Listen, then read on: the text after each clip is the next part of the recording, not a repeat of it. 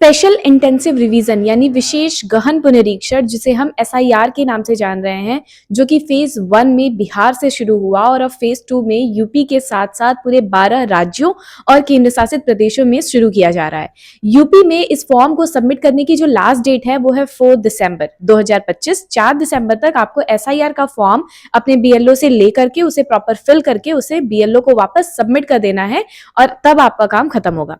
आइए समझते हैं कि एसआईआर की नीड क्या है, क्यों शुरू हो रहा है, ये कब हुआ था और कैसे इस फॉर्म को फिल करना है, क्योंकि बहुत सारे ऐसे लोग हैं जिन्हें एसआईआर के फॉर्म को प्रॉपर फिल करना आ ही नहीं रहा है, उन्हें समझ में ही नहीं आ रहा है। तो आइए समझते हैं सारी चीजें। सबसे पहले जैसा कि मैंने बताया कि ये एक तरीके का स्पेशल इंटेंसिव रिवीजन है, यानी कि पूरे चेकिंग लिस्ट, एक ऐसा रीचेकिंग जिसमें जो भी वोटर्स हैं, जैसे जब भी हम वोट देने के लिए जाते हैं तो हमारी वोटर लिस्ट में हमारा नाम आता है, तो उन सारी चीजों को रीचेकिंग करना। आफ्टर मैरिज जब लड़की अपने ससुराल में जाती है, उसका नाम पहले से मायके में चल रहा होता है, ससुराल में भी वापस उसका नाम 2 या 2 से ज्यादा जगहों पर हो जाता है। बहुत सारे लोग माइग्रेट कर जाते हैं, उन सारे लोगों के नाम 2 या 2 से ज्यादा जगहों पर चल रहे होते हैं, कुछ के नाम तो होते ही नहीं है। तो इन सारी चीजों को प्रॉपरली चेक करना और इन सारी चीजों को सही करने का काम एसआईआर फॉर्म का है।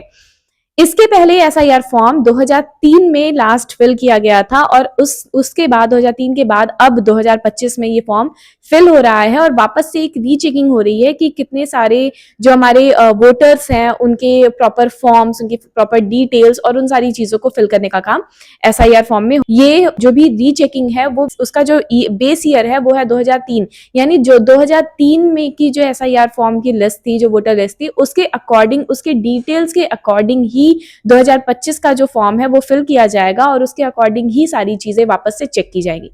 क्या नीड है एसआईआर फॉर्म की? सबसे पहले तो इतने सालों के बीच में जितने लोग भी एक जगह से दूसरी जगह माइग्रेट किए हैं, जो 1 या 2 जगह से ज्यादा फॉर्म भर रहे हैं, जिनके नाम वोटर लिस्ट में 2 जगह चल रहे हैं, यार बहुत लोग ऐसे होते हैं जिनके नाम 2 से ज्यादा जगहों पर भी चल रहे होते हैं। इन सारी चीजों को पता करना, इतने साल के बीच में कितने सारे लोगों की डेथ हुई होगी, जो लोग नहीं हैं उन लोगों के नाम को वापस से कैंसिल करना, डिलीट करना, इन सारी चीजों की नीड जो है उसको पूरे तरीके से एसआईआर फुलफिल करता है। एसआईआर फॉर्म की नीड इसलिए भी है क्योंकि हर इलेक्शन के पहले जो वोटर लिस्ट है उसे अपडेट किया जाता है, उसे रीचेक किया जाता है, या फिर एज पर द रिक्वायरमेंट, जैसे रिक्वायरमेंट होती है वैसे वैसे उन्हें अपडेट करने की जरूरत होती है। कौन है, कितने लोग एक जगह से दो जगह से ज्यादा जगहों पे रजिस्टर्ड हैं वोटिंग करने के लिए, इन सारी चीजों को ध्यान में रखते हुए एसआईआर फॉर्म को अपडेट किया। आइए समझते हैं कि किस तरीके से हमें अपने एसआईआर फॉर्म को फिल करना है। आपके एसआईआर फॉर्म में ये जो फॉर्म मैंने आपको स्क्रीन पे दिखाया है, इसमें आप देख रहे होंगे कि 3 साइड में जो कि ब्लू पेन से फिल किया गया है, 3 साइड में चीजें फिल करनी है। ऊपर टॉप का जो राइट साइड है वहां पर, बॉटम का राइट साइड या फिर लेफ्ट साइड। अब किसको राइट साइड फिल करना है, किसको लेफ्ट साइड फिल करना है, ये समझते हैं। अगर आपका नाम 2003 की वोटर लिस्ट में था तो आप बॉटम का जो राइट साइड, लेफ्ट साइड है, यानी नीचे का बाया साइड, उसको आप फिल करेंगे अपने 2003 के वोटर लिस्ट की डिटेल के अकॉर्डिंग। ठीक है। अगर आपका नाम 2003 की वोटर लिस्ट में नहीं था तो आप नीचे के राइट साइड को फिल करेंगे आपके माता या पिता के 2003 के वोटर लिस्ट में जो डिटेल्स थी उसके हिसाब से। ध्यान से समझिए, अगर आपका नाम 2003 की वोटर लिस्ट में नहीं था तो आप नीचे यानी बॉटम के राइट साइड को अपने मम्मी या पापा के 2003 के वोटर लिस्ट की डिटेल के अकॉर्डिंग उस चीज को फिल करेंगे। और अगर आपका नाम था तो आप जो राइट बॉटम साइड का जो लेफ्ट साइड है उसको आप अपने 2003 के वोटर लिस्ट के डिटेल के हिसाब से फिल करेंगे। ओके। अब आते हैं ऊपर का, जो ऊपर में फिल करना है उसमें सबसे पहले तो आपको आपकी डेट ऑफ बर्थ फिल करनी है, उसके बाद आपकी आधार संख्या फिल करनी है, फिर आपका मोबाइल नंबर फिल करना है, फिर आपके पिता का नाम और उनका ईपिक नंबर, आपके पिता का ईपिक नंबर उनका जो एसआईआर फॉर्म होगा उस पर ऊपर मेंशन होगा, तो आपको आपके पिता का ईपिक नंबर फिल करना है। उसके बाद वो आपकी माँ का नाम फिल करना है और अपनी माँ का ईपिक नंबर फिल करना है। माँ का ईपिक नंबर भी आपके मम्मी के, मदर के एसआईआर फॉर्म के ऊपर मेंशन होगा, आप वहां से फिल कर सकते हैं। अगर हस्बैंड या वाइफ कोई हो तो आप पति या पत्नी का नाम और उनका ईपिक नंबर भी ऊपर आपको ऐसे फिल करना है। ठीक है। अब मैं एक बार फिर ध्यान से आपको बता देती हूँ कि अगर आपका नाम 2003 की वोटर लिस्ट में था, तो आपको ये जो नीचे के कॉलम में जो बाएं साइड में यानी कि जो लेफ्ट साइड में जो कॉलम है, उसको आपके 2003 के डिटेल्स के हिसाब से फिल करना पड़ेगा। और अगर आपका नाम नहीं था, तो आपको उसी के नीचे यानी राइट साइड में ही नीचे वाला आपके मदर या आपके फादर यानी आपके माता पिता दोनों में से किसी एक के 2003 के डिटेल्स के अकॉर्डिंग आपको फिल करना है।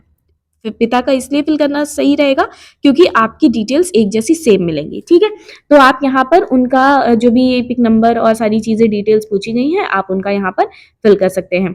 तो उस हिसाब से आपको नेम फिल करना है। बाकी नीचे आपको आपका जो भी भाग संख्या और क्रम संख्या मेंशन करना है।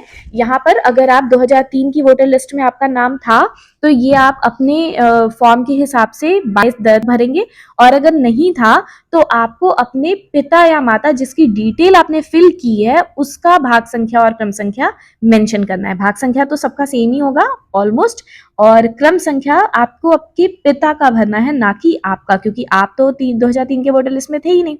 तो इस तरीके से आपको आपके फॉर्म को प्रॉपर्ली फिल करना है। ऐसे लोग जो माइग्रेट किए हैं या फिर जिनका अगर कोई ऐसी लड़की है जिनकी शादी हो चुकी है, तो भी वो अपने माता पिता के ही डिटेल्स को इसमें फिल करेगी, ना कि अपने हस्बैंड के। ये ध्यान रखिएगा, माता पिता की डिटेल्स ही फिल करनी है। आई होप आप सभी को समझ में आ गया होगा कि किस तरीके से एसआईआर फॉर्म को फिल करना है और उस अपने बीएलओ को सबमिट कर देना है।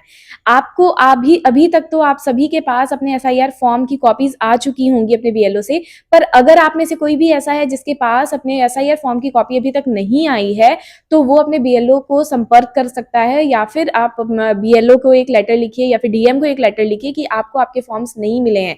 ये रिस्पॉन्सिबिलिटी पूरे तरीके से बीएलओ की है कि वो हर एक नागरिक को उसके एसआईआर फॉर्म की कॉपी दे और वो वापस से फिल करके वो सबमिट भी करे। इसका काम भी बीएलओ का ही है। बीएलओ को कम से कम इस पूरे ड्यूरेशन में कम से कम 3 बार हर किसी के घर जाना है और उसे वो फॉर्म देना भी है, फिल भी कराना है प्रॉपर तरीके से और सबमिट भी कराना है। ये पूरी रिस्पॉन्सिबिलिटी बीएलओ की है। तो आपके पास अगर अभी तक अपने फॉर्म्स नहीं आए हैं, तो प्लीज उस फॉर्म को बीएलओ से कलेक्ट करें, उसे फिल करें प्रॉपरली और उसको सबमिट करें, क्योंकि 4 दिसंबर तक अगर आपके फॉर्म सबमिट नहीं होंगे तो आपके नाम पर या तो डेट एक्सटेंड की जाएगी या फिर एक नोटिस जारी की जाएगी कि आपने अभी तक फॉर्म फिल नहीं किया है और एक ड्यू डेट में आपको आपके फॉर्म को फिल करके वापस से सबमिट करना होगा।